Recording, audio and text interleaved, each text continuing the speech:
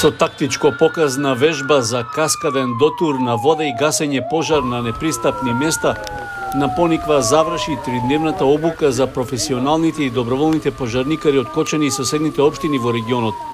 На неа учествуваа и представници од јавното претпријатие Национални шуми, од Црвениот крст, како и екипи од општата болница со проширена дејност и од Делението за внатрешни работи од Кочани. Низ практичниот дел од вежбата што го организираше Центарот за обука на пожарникари Пегас Еду од Битола, а со подршка од општина Кочани, поминаа 50 пожарникари вработени во институциите кои ги усовршуваа знаењата и виштините за интервенции при шумски и пожари на отворен простор.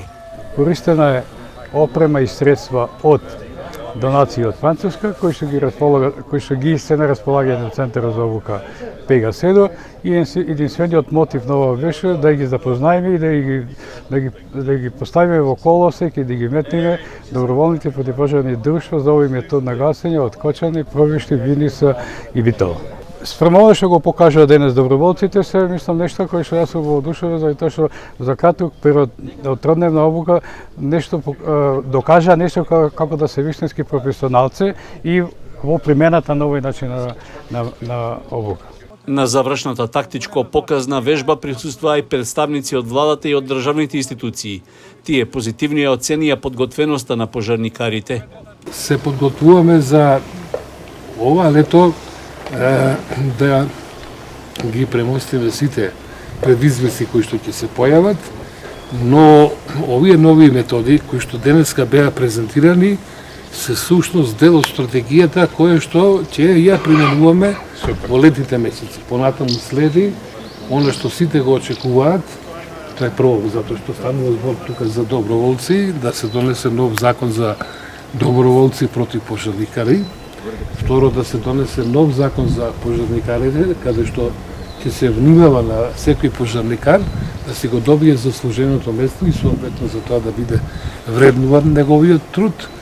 Трето, ќе имаме сет други измени на закони или нови закони што треба да се изработат и да направиме таа пирамида за функционирање, да речем, на системот за справување со водени состојби или како сега што го кажуваме кризни ситуации. Од Сдруженијето на професионални пожарникари на Македонија изразија задоволство од подготвеноста на нивните колеги волонтери. На ова гледам како една позитивна работа и која што треба да биде почесто применувана, да имаат професионалните пожарникари и територијалните доброволни противпожарни друштва почести заеднички вежби на кои ќе се тренираат тактики на гасење претежно на шумски пожари, бидејќи иднината на пожарникарството е доброволното пожарникарство.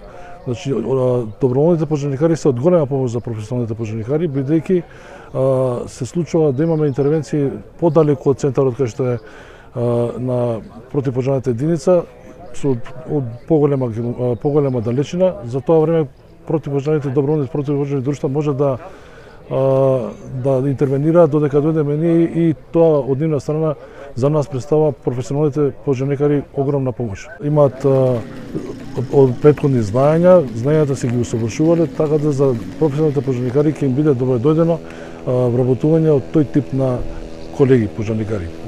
Одличен придонес во организацијата на тактичко показната вежба покажаа и волонтерите од доброволното противпожарно друштво од Кочани, како и професионалните пожарникари од територијалната противпожарна единица.